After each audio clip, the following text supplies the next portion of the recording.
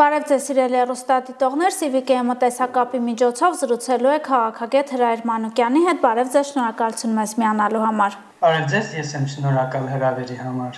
Մոլդովայում անցկացվեցին խորհրդարանական ընտրություններ, որի արդյունքում նախագահ Մայա Սանդուի ղեկավարած Գործողություն եւ Համերաշխություն կուսակցությունը կարողացավ միանձնյա առաջատար դառնալ, եւ հետաքրքիր են ձեր դիտարկումները հատկապես այն կոնտեքստում, որ Մայա Սանդուն բավականին կոշտ քարոզարշավ էր տանում, կոչեր անում ձայն չտալ ռուսամետներին, ռուսական գործակալական ցանցին եւ այդ քաղաքականությունը տավարող ուժերին, եւ փաստորեն արդյունքում հաջողվեց այդ ուժերին լուսանցք մղել կամ գոնե այնպես չանել, որ կառավարման համակարգում տեղ ունենան։ Որոնք են ձեր դիտարկումները, ինչով է սա կարևոր ձեր կարծիքով։ Կան եւ նմանություններ Մոլդովայի եւ Հայաստանի միջեւ եւ տարբերություններ։ Նմանությունների տեսակետից ռուսական գործոնի հանգամանքը իհարկե կա, ինչպես Մոլդովայում, այնպես էլ Հայաստանում Ռուսաստանը փորձելու է իրեն հավատարիմ կամ պրոռուսական ուժերի միջոցով իշխանության բերել իր ցանկացած մարդկանց, բայց տարբերություն կա նաև այն իմաստով, որ Հայաստանում այնուամենայնիվ պրոռուսական եւ հակառուսական, պրոռուսական եւ պրո-ԵՄ այդպիսի դիսկուրսը չի լինելու ամենագլխավոր դիսկուրսը ընտրությունների ժամանակ եւ ըստ դրա չէ որ քաղաքացիները իմ կարծիքով գնալու են կողմնորոշվեն։ Իհարկե դա էլ կա, բայց դա ամենաառաջինը չէ, եւ դա ածանցված է խաղաղության գործընթացին եւ հաստատված խաղաղության նկատմամբ քաղաքական ուժերի վերաբերմունքի հետ։ Այսինքն մեր հիմնական դիսկուրսը լինելու է նրանում, թե արդյոք պետք է Հայաստանը ընդունի խաղաղությունը ներկայիս հաստատված պայմաններով եւ շարունակի այդ ուղղությամբ գնալ, որը նաեւ ենթադրում է հետագայում նոր սահմանադրության ընդունում 4-րդ հանրապետության ֆորմալ ձևակերպում եւ այլն, այդ ուղով ենք գնալու, թե ուրեմն փորձելու ենք, ինչպես որ որոշ ընդդիմադիրներ են ասում, ավելի լավ գնան բանակցեն, ավելի վերաբանակցեն։ Վերաբանակցեն, հա, գնան Թրամփի հետ ուրեմն վերաբանակցեն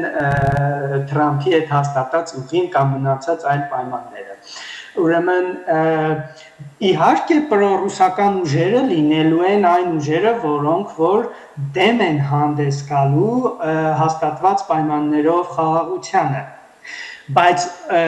շատ ուժեր լինելու են նաև շատ քանակով շատ, բայց ազդեցությամբ քիչ, որոնք որ դեմ են պրոռուսական։ Ուզում եմ ասել, մի քիչ դաշտը ավելի բազմազան է այստեղ լինելու, բայց մեկ է գլխավոր հարցը լինելու է այն, որ Հայաստանի քաղաքացիները պետք է հստակ կողմնորոշվեն կամ գնում ենք այս ուղղությամբ, ինչ ուղղությամբ, որ մինչև այսօր գնում ենք, կամ էլ հետ ենք կանգնում դրանից, որի դեպքում նաև չի բացառվում, որ Ադրբեջանը ինչ որ մի պահի վերանայի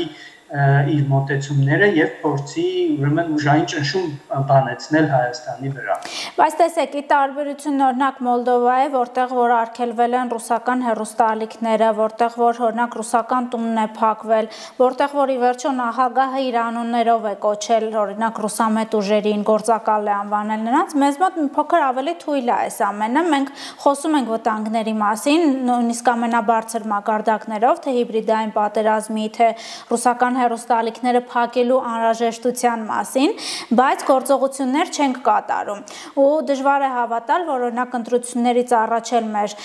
պաշտոնյաները օրինակ կոչ կանեն այդպիսի օրինակ ռուսական գործակալներին ձայն չտալ։ Այս դեպքում արդյոք մեր մոտ վտանգները ավելի քիչ են ձեր կարծիքով, որ ուղիղ չի ասվում այս մասին։ Տեսեք, բալանսի հարց կա այստեղ։ Մի կողմի երբ որ այդպես շատ հստակ չես թիրախավորում պրոռուսականներին, այդ պրոռուսականության հանգամանքը շատ չես շեշտում, գույն իշխանության մակարդակով չես փակում նրանց հեռուստաընկերությունները, ձերբակալում լրտեսներին եւ այլն, դրանով դու արդեն մի քիչ քեզ պաշտպանում ես Ռուսաստանի հնարավոր կոշտ հակազդեցությունից։ Բայց մյուս կողմից էլ դու ռիսկ ես ստեղծում, որ այդ պրոռուսական ուժերը կկարողանան ավելի շատ բան այստեղ անել։ Հիմա դա ուրեմն մեր պետական ինստիտուտների գնահատման հարց է, թե արդյոք այն չափով որ նրանք հիմա են արձագանքում այդ պրոռուսական վտանգին, արդյոք դա լիարժեք հավասարակշռված է եւ ամենաարդյունավետն է, թե ոչ։ Ես կարծում եմ, որ արժի շատ ավելի կոշտ հակառուսական արժի շատ ավելի կոշտ միջոցներ ձեռնարկել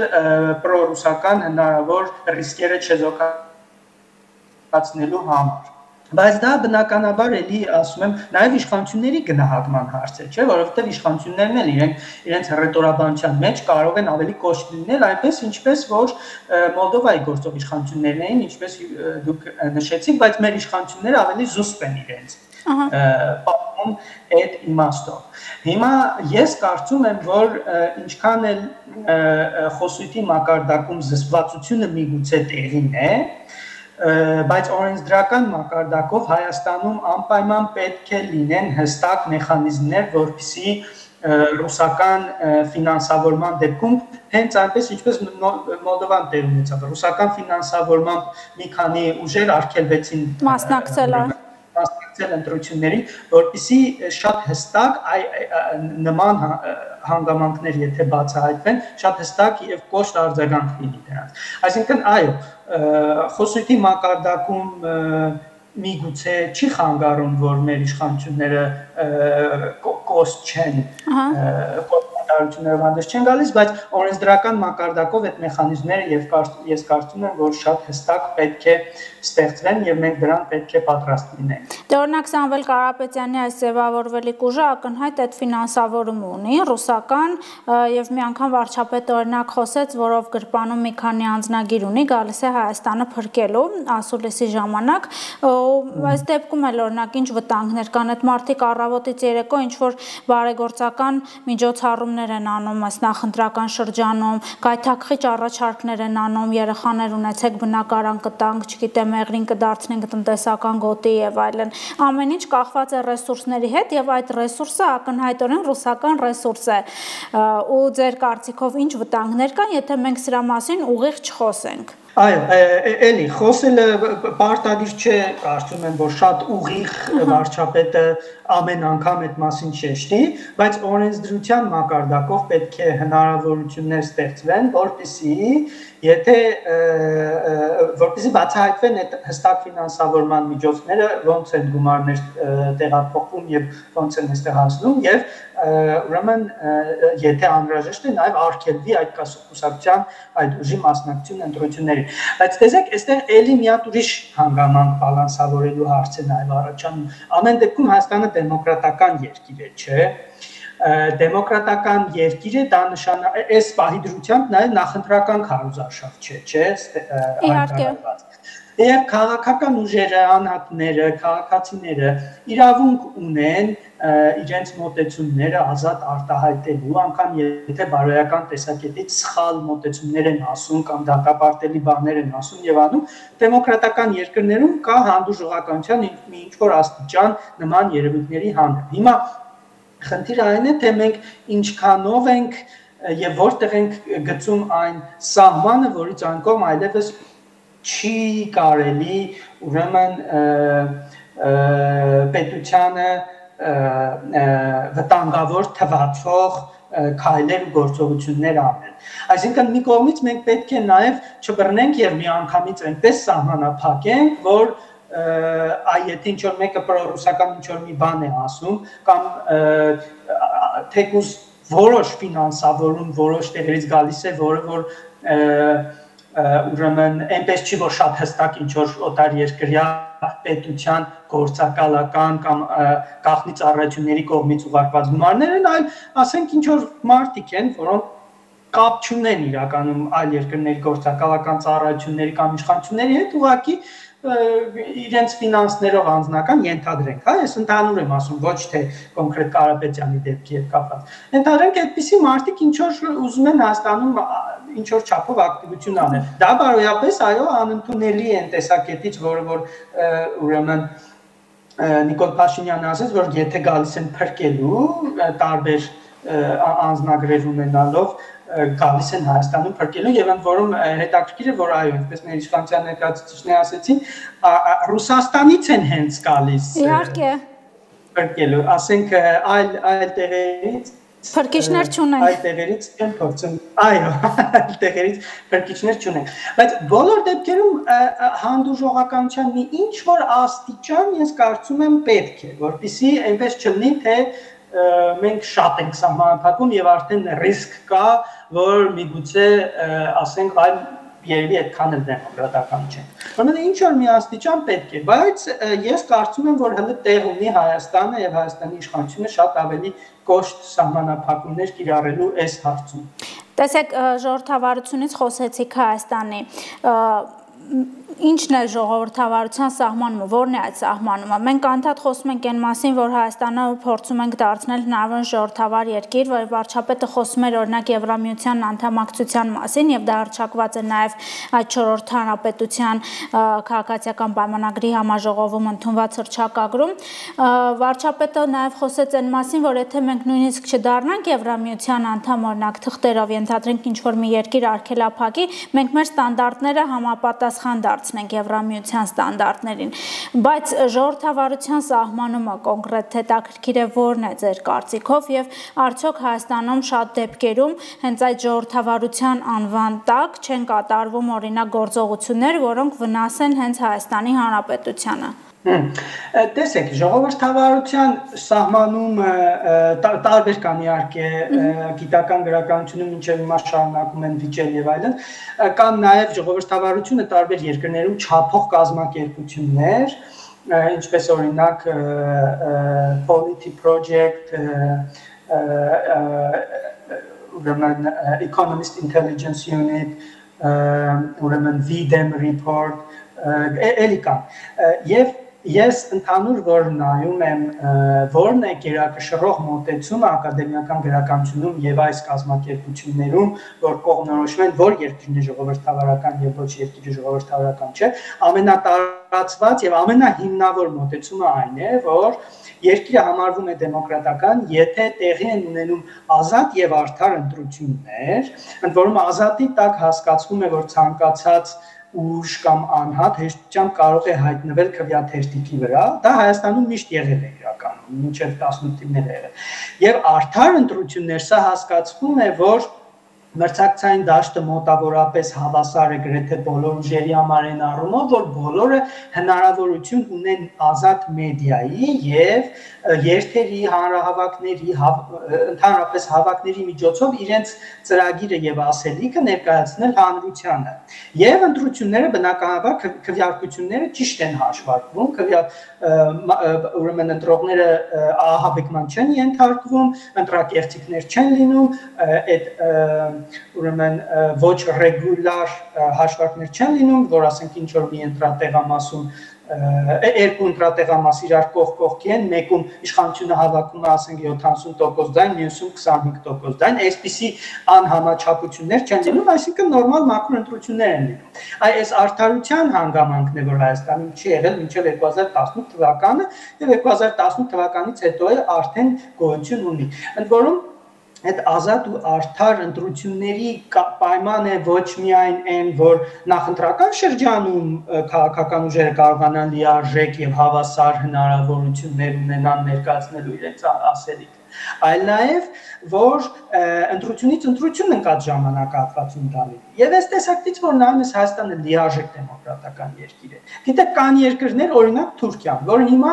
կարելի է վիճել արդյոք դեմոկրատական է, թե դեմոկրատական չի, որովհետև այնտեղ շատերը չեն կարողանում մասնակցել քվեարկության վրա։ Բայց Հայաստանի դեպքում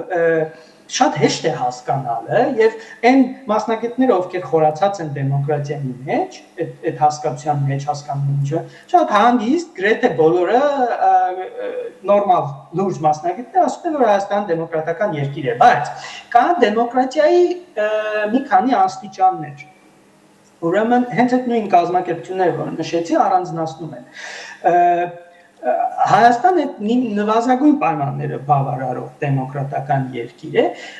իսկ ավելի բարձր աստիճանի դեմոկրատական երկրներ են համարվում նրանք, որոնք որ նաև ապահովում են փոքրամասնությունների իրավունքների լիարժեք պաշտպանվածություն, ինչը Հայաստանում չկա, ամենաառաջինը LGBT մարդկանց իրավունքների պաշտպանվածության առումով եւ առաջիկա տարիներին դժվար թե լինի։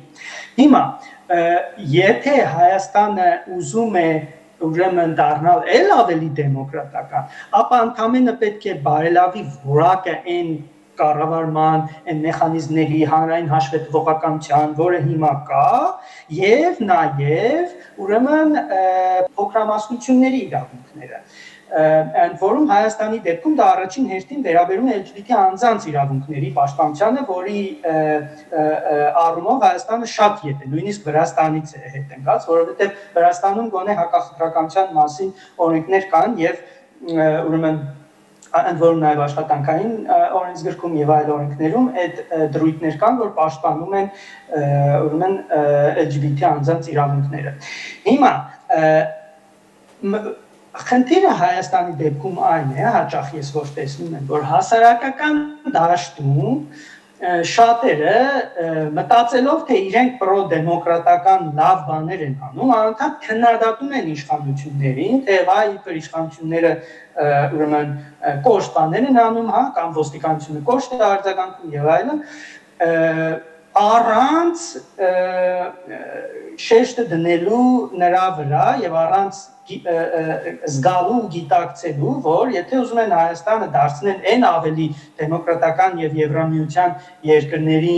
կառավարման համակարգերին մոտ երկիր, ապա նրանք պետք է խոսեն նախ եւ առաջ LGBT անձանց իրավունքների պաշտպանությունից։ Դա է, որ Հայաստանին առաջ է մղելու, ինչպես նաեւ բնականաբար որոշ չափով կառավարման որակի հետ կապված հարցեր, որ հաշվետվողականությունը, թափանցիկությունը ավելի է բարձրանում, բայց ուրեմն շատ հաճախ հասարակական ոլորտի քաղաքացիական հասարակության ներկայացուցիչները մոռանում են, որ Հայաստանում ամենադեմոկրատական կառույցը այսօր քաղաքացիական պայմանագիր կուսակցությունն է։ Այս մասին վարչապետը նաև ակնարկեց վերջերս մի ժողովի ժամանակ, որովհետև նախ քաղաքացիական պայմանագիր կուսակցությունն է, որ կարողացավ Հայաստանում հաստատել դեմոկրատական կարգ 2018 թվականի հեղափոխության ժամանակ, այն հասարակական դաշտի այն ակտիվ քաղաքացիները, պրոդեմոկրատական քաղաքացիները, որ ակտիվ էին եւ նաեւ հմտություններ ունեին իրականում, ըստ էության նրանց մեծ մասը այսօր քաղաքացիական պայմանագիր կուսակցության մեջ է եւ բացի դրանից ոչ մի հասարակական կազմակերպություն կամ այլ կուսակցություն չունի ներքին ժողովրդավարության այնպիսի մեխանիզմներ ու ինստիտուտներ ու ուրեմն արժեքներ, որը ունի քաղաքացիական պայմանագիր կուսակցություն, ոչ մի հասարակական կազմակերպության ղեկավար այդպես չի ընտրվում, ինչպես որ քաղաքացիական պայմանագիր կուսակցության վարչությունն է ընտրվում։ Բավական մրցակցային ընտրություններ են, երբ որ 20 հոգի ընտրվում է կուսակցության ղեկավար մարմնի անդամ, երբ որ մասնակիցների թիվը, տեխնացուների թիվը 20-ից բավականին շատ է, սա մրցակցայնություն է ապահովում։ Ուրեմն միտքս այն է, որ երբ որ խոսք է գնալու Հայաստանում դեմոկրատիայից եւ փորձ է արվում քննադատել գործող իշխանություններին եւ քաղաքացիական պայմանագիր կուսակցության, պարկեստություն ու համեստությունը ես կարծում եմ ստիպում է, որ մարդիկ նկատի ունենան, որ իրենք եւ որ քննադատում են գործող իշխանությանը դեմոկրատիայի հետ կապված հարցերում, նախ նկատի ունենան ում են քննադատում, իրենք այնքան դեմոկրատ չեն, ինչքան որ ուրեմն գործող իշխանությունն է այն առումով, որ իրենք չեն, որ Հայաստանը դերել հասցրել են դեմոկրատական կարգի վիճակի եւ իրենց կազմակերպությունները չէ, որ այնքան դեմոկրատական են, ինչքան քաղաքացիական պայմանագիր կուսակցությունը, եւ երկրորդ, որը ես մի քիչ առաջ արդեն նշեցի, ցանկացած ուժ անհատ, որը փորձում է Հայաստանը դարձնել ել ավելի դեմոկրատական, չի կարող ուղղակի անտեսել LGBT անձանց իրավունքների հարցը Հայաստանում։ Եթե ինչ-որ մեկը խոսում է Հայաստանում դեմոկրատիայից եւ մոռանում է ընդհանրապես կամ չի խոսում LGBT իրավունքներից, դա ուրեմն դատարկ խոսակցություն է։ Բայց ամեն դեպքում այդ ժողովրդավարության օրինակ շատ լինելը կամ բարձր ժողովրդավարության աստիճան ունենալը չի խանգարում հենց քաղաքացիական պայմանագրին, հաշվի առնելով թե մյուս կողմում ովքեր են եւ ինչպես են օգտվում հենց քաղաքացիական պայմանագրի եւ իշխանության ժողովրդավար լինելուց։ Սա էլ մյուս հարցն է, վտանգը, որ այս դեմոկրատական ազատությունները ուրեմն այս դեմոկրատական ազատություններից կօգտվեն հակադեմոկրատական ուժերը, կգան իշխանության եւ Հայաստանը հետ կգլորեն դեպի ավտորիտարիզմ։ Այս տեսակետից էլ ուրեմն իշխանությունը, այո, պարտավոր է ճիշտ գնահատել այդ ռիսկը եւ համապատասխան քայլեր ձեռնարկել դրա դեմ։ Բայց էլի ուրեմն կոնկրետ ինչ մեխանիզմներով, ինչ ձևերով դա պետք է լինի։ Դա պետք է լինի օրենսդրորեն, դա պետք է լինի այդ օտարերկրյա ֆինանսավորման ուրեմն հարցը լուծելու տարբերակով։ Դա պետք է լինի նաև ամենօրյա այդ իրավական ինստիտուտների գործունեության միջոցով, օրինակ մենք տեսանք, որ բան եղավ, հեղաշրջման մի քանի փորձ տապալվեցին, բռնի հեղաշրջման մի քանի փորձ տապալվեցին, անթույլատրելի այդ Սամվել Կարապետյանի կողմից հնչեցված անթույլատրելի հայտարարությունները եւս պատժվեցին։ Այսինքն ինչ որ չափով սա կա եւ ես կարծում եմ, որ մի քիչ ավելի շատ օրենսդրական մեխանիզմներ են պետք եւ ռիսկերի բոլոր տեսակի ռիսկերի գնահատում է պետք եւ դրանց ուրեմն հասցեավորում օրենսդրական լուծումներ եք ակնկալում, բայց տպավորություն է, որ քաղաքացիների օրինակ մի ստվար զանգված հիասթափվում է այս իշխանություններից նրա համար, որ կացնային մեթոդներով օրինակ չեն առաջնորդվում, որ ասում են օրինակ պողպատե մանդատ ենք տվել, բայց մինչև հիմա օրինակ շատերը օրինակ դուրսը ազատ զբոսնում են, կամ ես հաճախ նաև հարցազրույցների մեկնաբանություններն եմ կարդում, մարդիկ ինչու պետք է այս մարդը ընդհանրապես կարողանար նման հայտարարություն անել, այլ ոչ թե բանտում փտեր օրինակ իր արածների համար։ Այսինքն կարծես քաղաքացիների մի ստվար զանգվածի ակնկալիքը շատ ավելի կոշտ մեթոդների կողմնակից է։ Ես կարծում եմ, որ իշխանությունը ճիշտ է անում, որ տեղի չի տալիս այս ավելի շատ կոչ։ Ես ասեցի արդեն ռուսական վտանգի հետ կապված, ես կարծում եմ մի քիչ կոշտացնելու տեղ կա, բայց այս քաղաքացիների ակնկալիքը այն է, որ նախկին իշխանությունների ներկայացուցիչները